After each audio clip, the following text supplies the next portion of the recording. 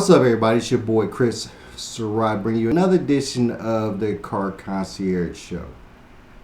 On today's show, we're just going to do another week-ending review where we gather up all the exciting stuff that we thought were exciting during the week, and we talk about it at the end of the week. Weekend review. All right, on this weekend review, we just going to talk about all the layoffs. Layoffs.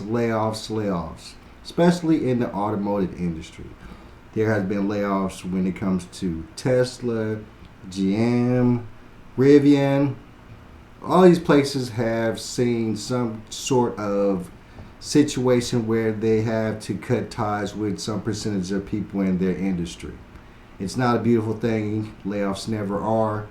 The idea that somebody somewhere is going to have to figure something out after losing their job is always a sad and horrible thing. So, in this weekend review, let's check out a couple of these layoff situations, talk about a great fight that I saw last night, and then we're going to get y'all up out of here.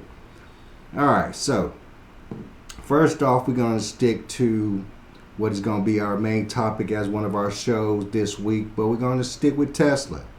Tesla being the preeminent EV company still out there producing pretty much the model EV vehicles that we see, and they brought out their Tesla Cybertruck this year, and it's been really hit and miss thing for a lot of people.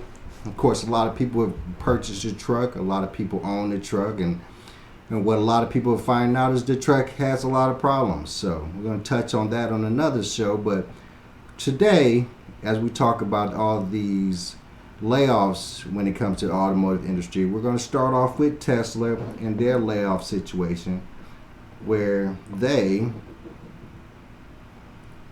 like many other automotive industries, are having a issue where, they're having to cut back. Sales have not been as fantastic as most people would hope they would be. And it's affecting a lot of people, specifically Tesla, even Rivian, who we've seen and heard great things about, is not doing well when it comes to sales projections this year. So, first off, we're going to check out a little storyline from TechCrunch.com. TechCrunch Minute, why Tesla's big layoffs happened and what comes next. So let's see what they have to say about this. Tesla's layoffs and executive departures took a bite out of its share price this week. The well-known electric vehicle company shed around 10% of its staff. Yikes. Impacting an estimated 14,000 people or more. Two well-known executives also decided it was time to move on. In response to the news, shares of Tesla lost ground. The company's values has eroded, this year falling 35% through the end of trading yesterday. The year has not been kind to Tesla. Its missed delivery estimates for the first quarter has reportedly reduced hours for the production lines of its Cybertruck and is seeing rivals in China stack market share with low-priced EVs. Tesla, in other words, helped foster the global electrical vehicle market, but is losing some of its primacy in that same market, which may be a bigger risk than it seems. The global auto market is large, complicated, and replete with different manufacturers and badges competing for share. What's the risk of being a bit smaller than expected? For Tesla, a lot. The company is currently valued at price sales multiple of 6.2 per Yahoo Finance. GM, it's worth 0.34. Ford, an even more modest 0.29. In human terms, for every dollar of car that Tesla sells, it generates far more company worth than its rivals. Why?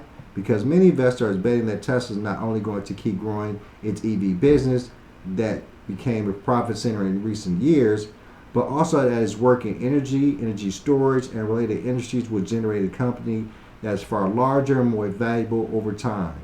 If Tesla was to trade at a GM or Ford-style revenue multiple, it would erase most of its worth. And with price cuts, falling deliveries, increasingly sophisticated competition, and now mass layoffs, Tesla is starting to look more like a traditional company than a company that can avoid traditional business rules and trade like its peers. Hit play, let's chat. All right, so that's what we're talking about. I mean, Tesla was, and pretty much still is, the supreme EV company out there. And of course, we have been talking a super duper lot about EV companies. Fisker, VinFast, BYD. All of these companies have some sort of market share when it comes to the EV vehicles, but Tesla held the top, held supremacy. And it's losing that chokehold on the EV industry.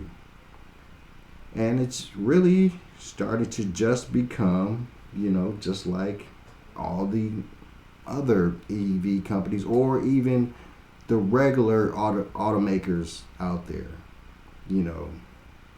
Job loss, layoffs, loss in share. The automotive industry is taking a major hit, guys. Major hit. Speaking of major hits,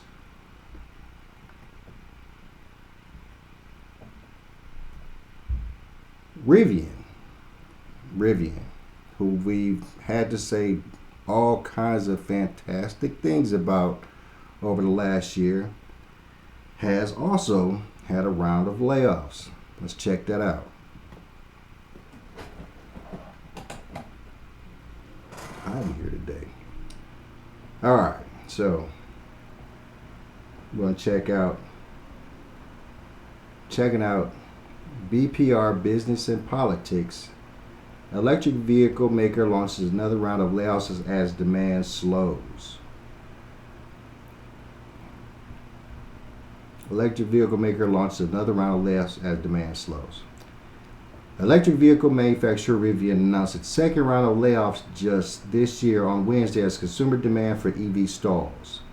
The layoffs at Rivian will affect around 1% of the company's staff.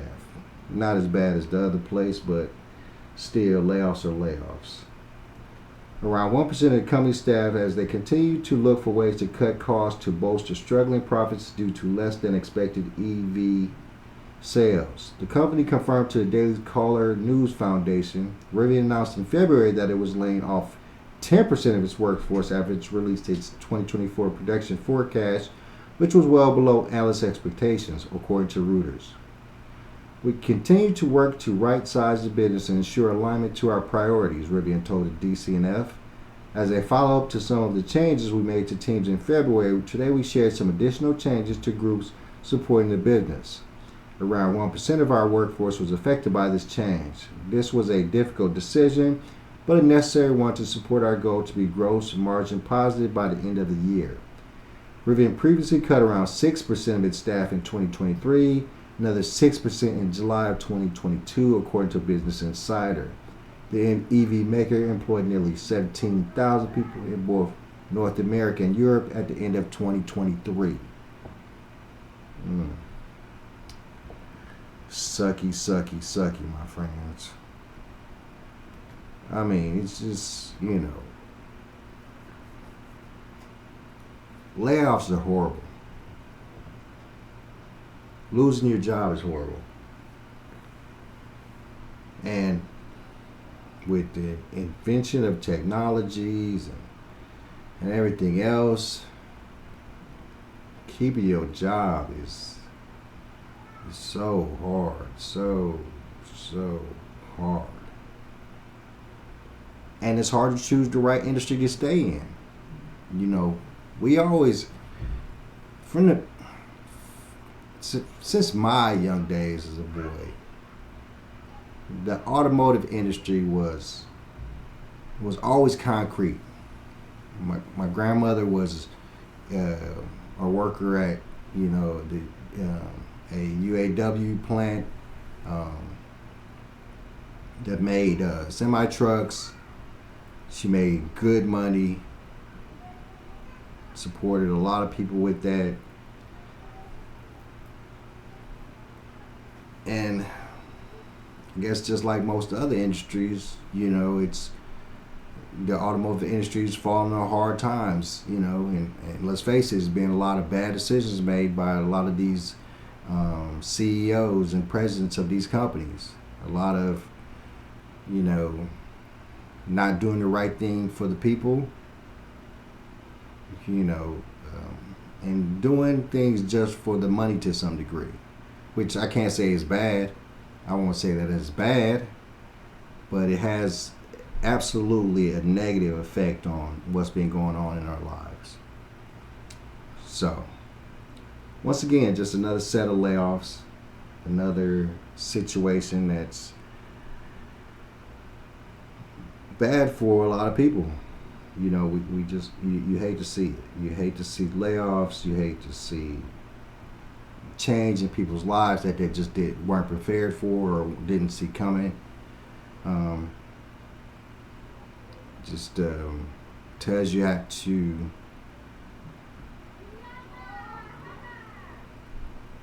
just have to be mindful of what's going on in your life and try your best to do what's best. Because you just don't know what's going to happen. So, horrible situations.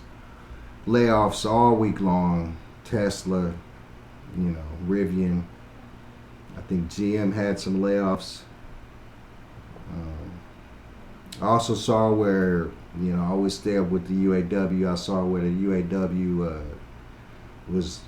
got Volkswagen to unionize, and I, once again, guys, I just said this.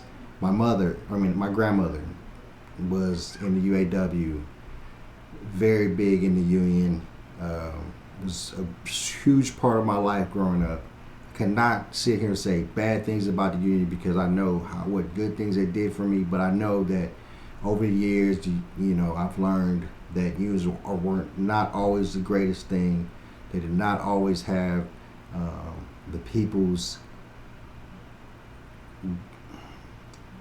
They didn't have the people's lives, or they didn't put people's lives first in a lot of cases. I've noticed that. So I can't sit here and act like the unions are the best thing since sliced bread, but I will not sit here and say unions are horrible. I know now with knowledge that I've learned that unions aren't the greatest, but they haven't been helping lately. Let's put it that way. Definitely haven't been helping lately. So, last but not least, fantastic fighting happened last night. Saturday night fights. Just got a chance to see I'm not going to go through the whole night of fighting. I'm a big UFC boxing guy, but Devin Haney versus Ryan Garcia. What I'm going to say is that I knew this was going to happen. I told several people I wish I'd have put my money down, but see, I was trying to get away from betting and trying to stop losing money to bets because, sometimes you lose some money when you bet. But I knew Ryan Garcia was going to win this fight. I knew Ryan Garcia was going to win this fight when he started acting crazy about a month ago. People.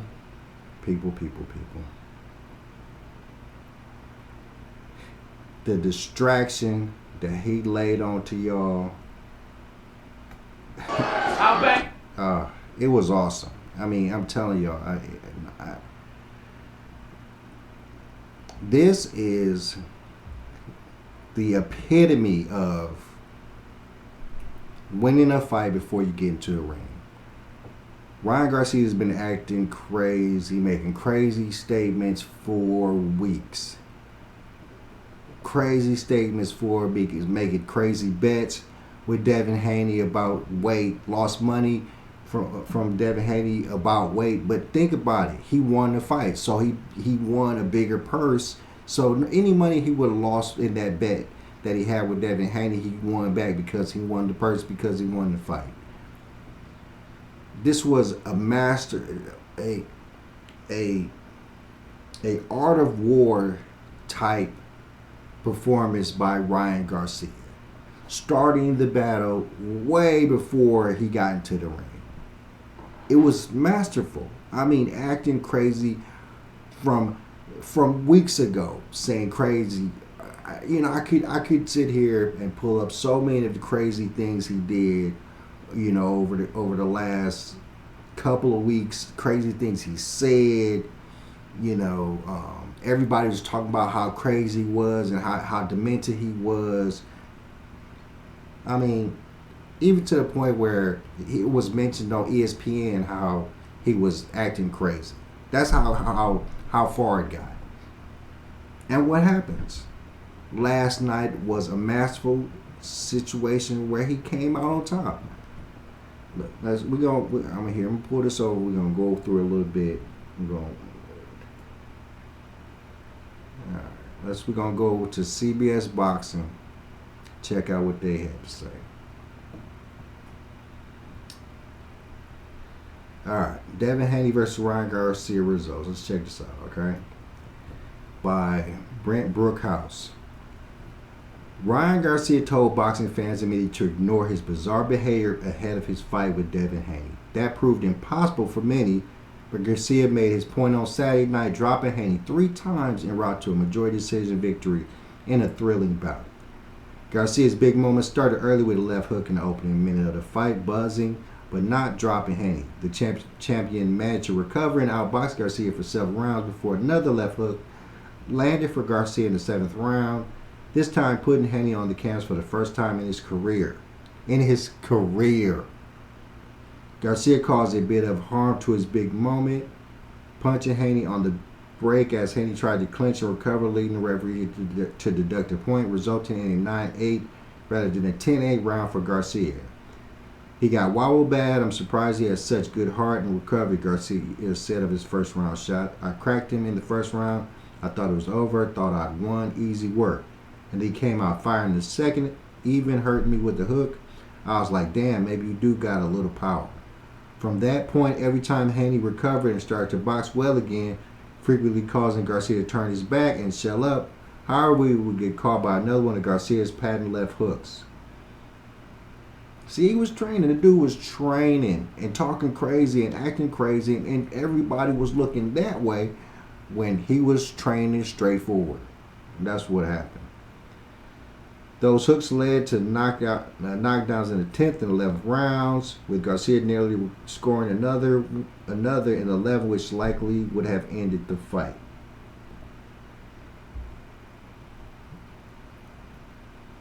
I'll show this clip it real quick.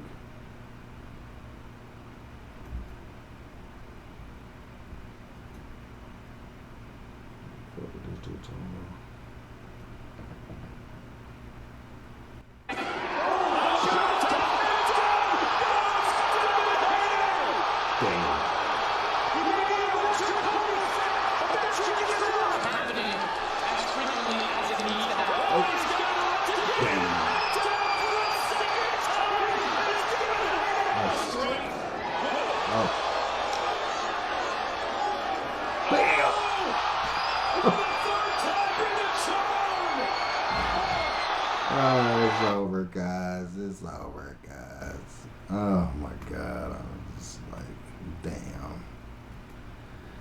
Man, it was a great fight. I knew it was a great fight. I should have bet money, but I don't gamble no more. Wow. Great weekend. All kinds of great stuff happened. My friends, thank you for tuning in for a quick weekend review show. I'm your boy Chris C. Pup Surratt. We will be getting more consistent, shooting more shows, doing more topics. If you guys have any ideas for topics, send them over. DM me. You can send it to my email. It's all in my bio. All right, my friends, you guys have a good one. Have a fantastic week, and I will see you soon. Peace.